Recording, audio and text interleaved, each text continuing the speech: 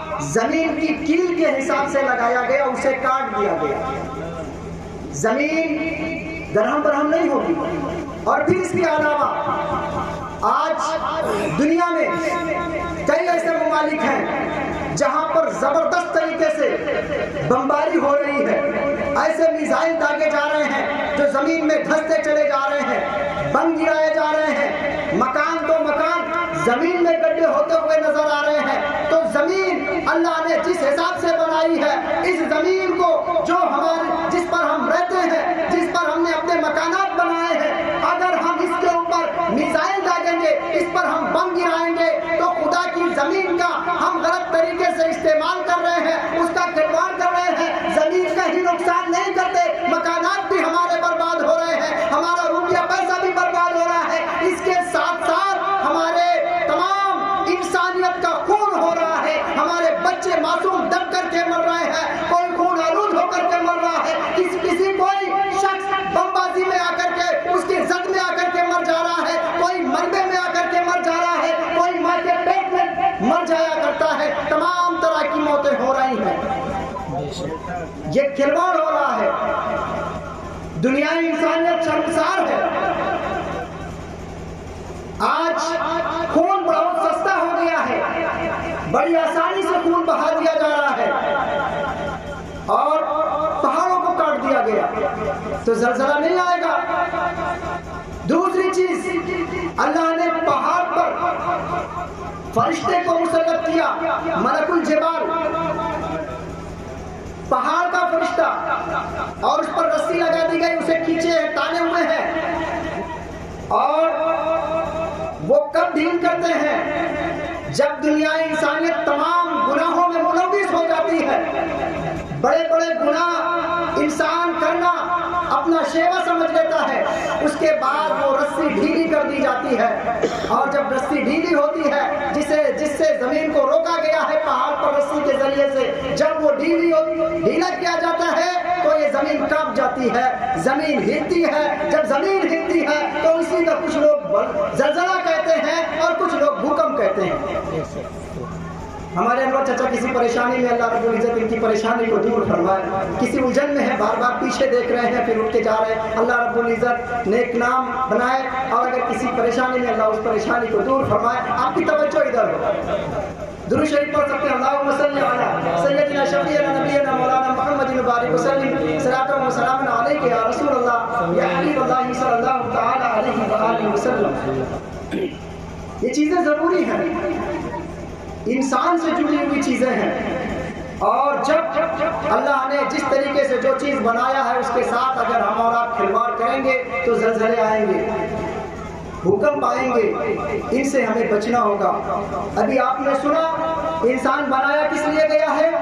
اللہ فرماتا ہے وَمَا خَلَقْتُ الْجِنَّ وَالْإِنسَ إِلَّا لِيَعْبُدُونَ. ہم نے جنات اور انسانوں کو صرف اپنی عبادت کے لیے پیدا فرمایا. اللہ نے انسانوں کو عبادت کے لیے پیدا فرمایا ہے، پیڑوں کو نہیں، درختوں کو نہیں، پہاڑوں کو نہیں. اللہ نے فرمایا صرف انسانوں اور جناتوں کو کے بارے میں تخصیص کیا.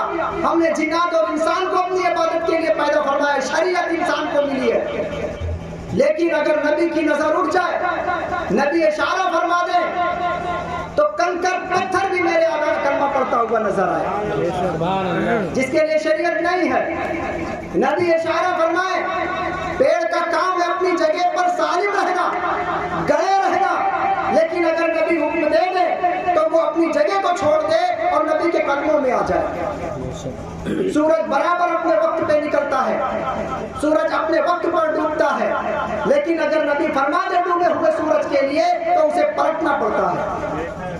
چاند کا کام ہے اپنی جگہ پر چمکتے رہنا، دمکتے رہنا، لیکن نبی کی انگلی اٹھ جائے تو چاند کو بھی شک ہونا پڑتا ہے. جن کے لیے شریعت نہیں ہے وہ بھی میرے آقا کا حکم مانتے ہیں اور ہمارے لیے شریعت ہے اور ہم آقا کے حکم کی عدولی کرتے ہیں. آقا کے حکم کی عدولی کرتے ہیں. یقیناً وَمَا خَلَقْتُ الْجِنَّ وَالْإِنسَ إِلَّا لِيَعْبُدُونَ. اللہ تبارک و تعالیٰ نے جناتوں کو اور انسانوں کو صرف اپنی عبادت کے لیے پیدا فرمایا.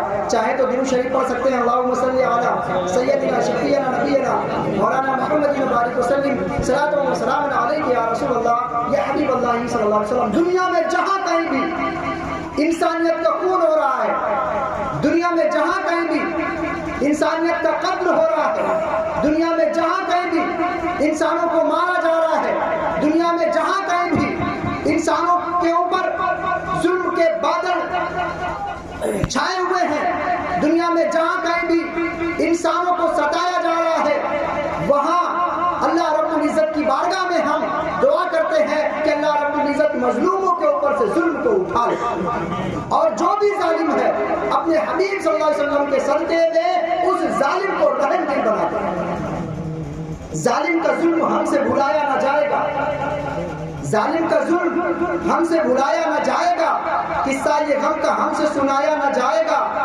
گرتے ہیں آج اہل فلسطین پہ جو بم، یوں موت سے انہیں تو ڈرایا نہ جائے گا۔ کلمہ پڑھو بھائی، شہادت کا وقت ہے، بچوں کو ایسا جذبہ سکھایا نہ جائے گا، بچوں کو ایسا جذبہ سکھایا نہ جائے گا۔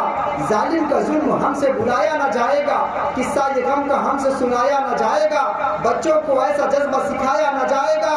اور تڑپا ہے باپ لاش پہ بیٹی کے دیکھ لو، تڑپا ہے باپ لاش پہ بیٹی کے دیکھ لو، ممتا کی اس تڑپ کو دکھایا نہ جائے گا۔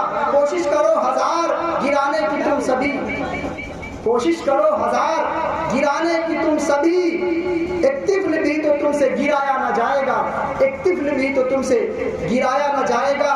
اور رب ڈھیل دے رہا ہے تمہیں، باز آؤ تم، رب ڈھیل دے رہا ہے تمہیں، باز آؤ تم، رب کی پکڑ سے تم کو بچایا نہ جائے گا۔ زیرت دعا کرو کہ یہ سنت نبی کی ہے، اس کے سوا عدو کو ہرایا نہ جائے گا۔ ظالم کا ظلم ہم سے بھلایا نہ جائے گا، قصہ یہ غم کا ہم سے سنایا نہ جائے گا۔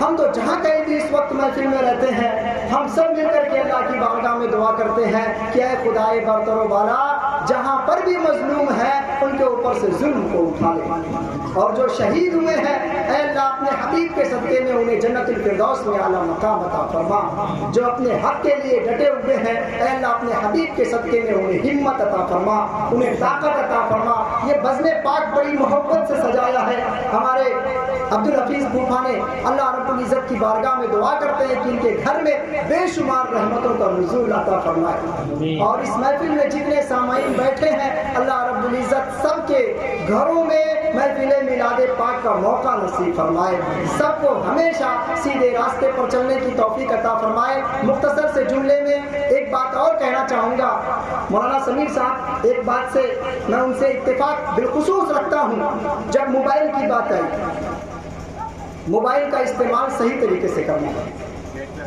موبائل کا استعمال صحیح ڈھنگ سے کرنا ہے، فون پے کر سکتے ہیں، موبائل کا استعمال کرنا ہے، اپنی ضرورت کی چیزیں اس میں محفوظ رکھ سکتے ہیں، موبائل کا استعمال کرنا ہے تو اس میں ضرورت کی چیزیں سن سکتے ہیں، موبائل کا استعمال کرنا ہے اس سے بہت کچھ سیکھ سکتے ہیں۔ موبائل کا ہم انشاءاللہ تبارک و تعالیٰ صحیح طریقے سے استعمال کریں، موبائل کے غلط استعمال سے ہم اور آپ انشاءاللہ تبارک و تعالیٰ ضرور باز رہیں گے۔ اور یقیناً کبھی کبھی ایسا ہوتا ہے کہ کبھی دعا کی جاتی ہے اور دعا کے درمیان توبہ کا لفظ استعمال ہوتا ہے کہ آج سے ہم غلط کام نہیں کریں گے، تو کچھ لوگ خاموش رہتے ہیں، وہ اپنی زبان سے یہ جملہ نہیں نکالتے کیونکہ ان کو یہ پتہ رہتا ہے کہ اس کے بعد مجھے گناہ کرنا ہے۔